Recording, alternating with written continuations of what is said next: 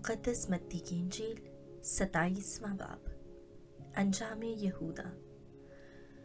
जब सुबह हुई तो सरदार काहिनों और कौम के बुजुर्गों ने यीशु के खिलाफ मशवरा किया कि उसे कत्ल करें, और उसे बांध कर ले गए और पिलातुस हाकिम के हवाले किया।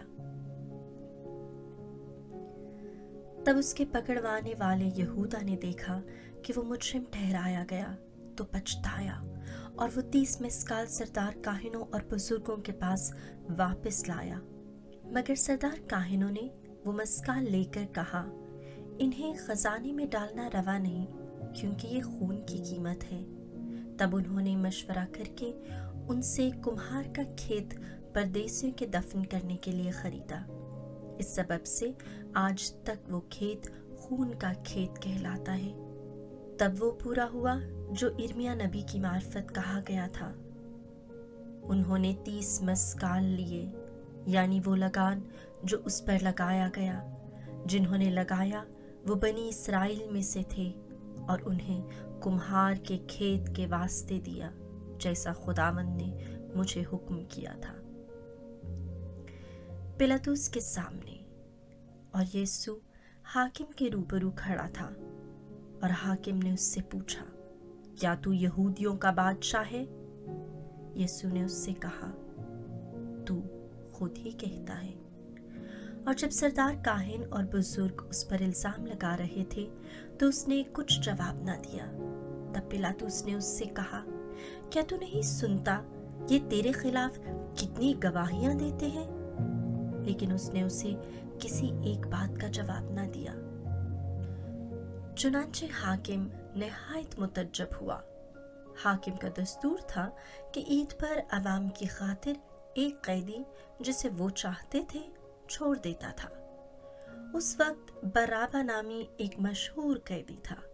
बस जब वो इकट्ठे हुए, पिलातुस ने उनसे कहा कि तुम किसे चाहते हो कि मैं तुम्हारे लिए छोड़ दूं, बराबा को या यीशु को जो मसीह कहलाता है? क्योंकि उसे मालूम था कि उन्होंने हसद से उसे हवाले किया है। और जब वो मसनद अदालत पर बैठा था तो उसकी बीवी ने उसे कहला भेजा कि तू इस रास्तबाज से कुछ काम न रख, क्योंकि मैंने आज ख्वाब में इसके सबब से बहुत दुख उठाया है। लेकिन सरदार काहिनों और बुजुर्गों ने हजूम को उभारा कि बराबा को मांग ले और यीशु को हलाक कराएं। और हाकिम ने उनसे खिताब करके कहा, तुम इन दोनों में से किसे चाहते हो कि मैं तुम्हारे लिए छोड़ दूं? उन्होंने कहा, बराबा को। पिलातुस ने उनसे कहा, फिर यीशु को जो मसीह कहलाता है मैं क्या करूं? सब ने कहा, उसे सलीब दी जाए। हाकिम ने कहा, क्यों? इसने क्या बदी की है? मगर वो और भी चिल्लाए कि उसे सलीब दी जाए। जब पिलातुस ने देखा कि कुछ बन नहीं पड़ता बल्कि हंगामा ज्यादा होता जाता है, तो पानी लेकर अवाम के सामने अपने हाथ धोए और कहा, मैं इस रास्तबाज के खून से पाक हूं, तुम जानो। सब लोग बोल उठे और कहा, इसका खून हम पर और हमारी औलाद पर। इस पर उसने बराबा को उनके लिए छोड़ दिया और यीशु को कोड़े लगवाकर हवाले किया ताकि मसलूब किया जाए। कांटों का ताज। तब हाकिम के सिपाहियों ने यीशु को किले में ले जाकर तमाम गिरोह उसके गिर्द जमा किया और उसके कपड़े उतार कर उसे किरमजी चौका पहनाया और कांटों का ताज बनाकर उसके सर पर रखा और सरकंडा उसके दाहिने हाथ में दिया और उसके आगे घुटने टेक कर उस पर ठट्ठा मार कर कहा, ए यहूदियों के बादशाह सलाम, और उस पर थूका और वही सरकंडा लेकर उसके सर पर मारने लगे। और जब वो उस पर ठट्ठा कर चुके तो चौके को उतार कर फिर उसी के कपड़े उसे पहनाए और मसलूब करने को ले गए। राहे सलीब। जब वो बाहर आए तो उन्होंने शमाउन नामी एक कैरवानी आदमी को पाकर उसे बेगार में पकड़ा कि उसकी सलीब उठा ले। और जब उस मुकाम पर पहुंचे जो जुलजुत्ता यानी खोपड़ी की जगह कहलाती है, तो उन्होंने पत मिली हुई मैं उसे पीने को दी और उसने चख कर पीना ना चाही। और जब उन्होंने उसे मुसलूब किया तो उसके कपड़ों को कुर्रा डालकर बांट लिया। तब जो नबी की मार्फत कहा गया था वो पूरा हुआ कि उन्होंने मेरे कपड़े आपस में बांट लिए और मेरे कुर्ते पर कुर्रा डाला। यीशु मसलूब। और वो वहां बैठकर उसकी निगहबानी करने लगे और उसका इल्जाम लिखकर उसके सर से ऊपर लगा दिया कि ये यीशु है, यहूदियों का बादशाह। तब उसके साथ 2 डाकू भी मसलूब हुए, एक दाएं और एक बाएं। और राह चलने वाले जो पास से गुजरते थे वो सर हिला हिलाकर उसे मलामत करते और कहते थे, तू जो हैकल को ढाता और 3 दिन में बनाता है, अपने आप को बचा। अगर तू खुदा का बेटा है तो सलीब पर से उतर आ। इसी तरह सरदार काहिन ने भी माफाकियों और बुजुर्गों के ठट्ठा मार कर कहा, इसने औरों को बचाया, अपने आप को नहीं बचा सकता। अगर ये इस्राएल का बादशाह है तो अब सलीब पर से उतर आए और हम इस पर ईमान लाएंगे। इसका तवक्कुल खुदा पर है, अगर वो इसे चाहता है तो वो अब इसे बचाए, क्योंकि इसने कहा था मैं खुदा का बेटा हूं। और इसी तरह की बातों से वो डाकू भी जो उसके साथ मसलूब हुए उसे मलामत करते थे।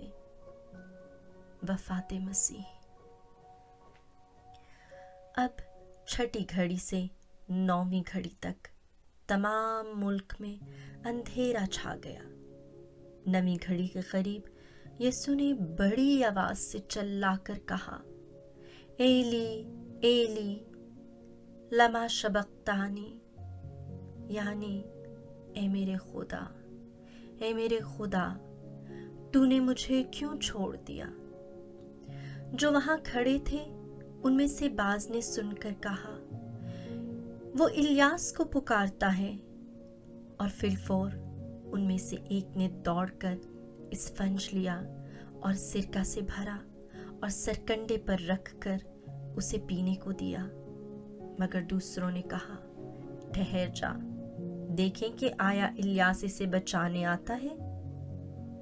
और यीशु ने फिर बड़ी आवाज से चिल्लाकर जान दे दी।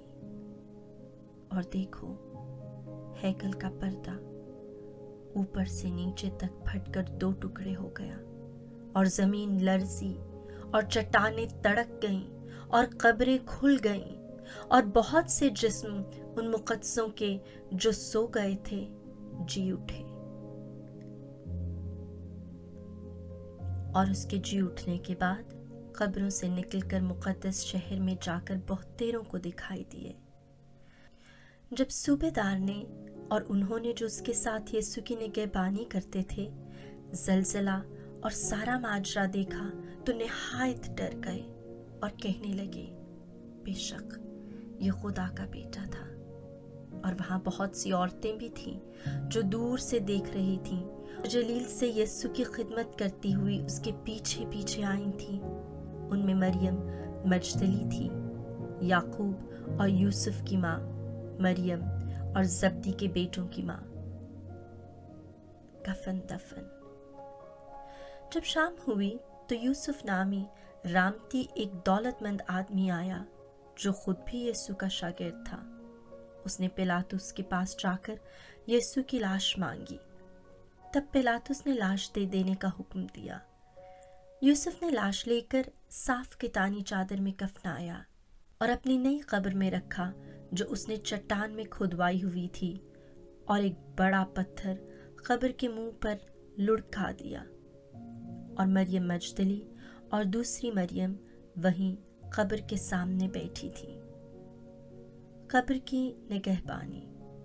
दूसरे रोज जो तैयारी के बाद का दिन है, सरदार काहिनों और फरीसियों ने पिलातुस के पास जमा होकर कहा, ए खुदावंद, हमें याद है कि उस दगाबाज ने अपने जीते जी कहा था कि मैं 3 दिन के बाद जी उठूंगा।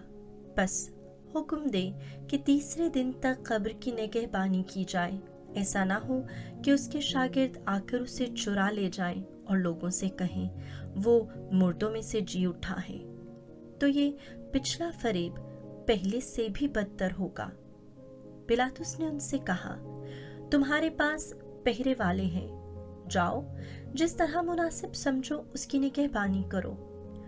उन्होंने जाकर उस पत्थर पर मोहर कर दी और पहरा बिठाकर कब्र की निगहबानी की।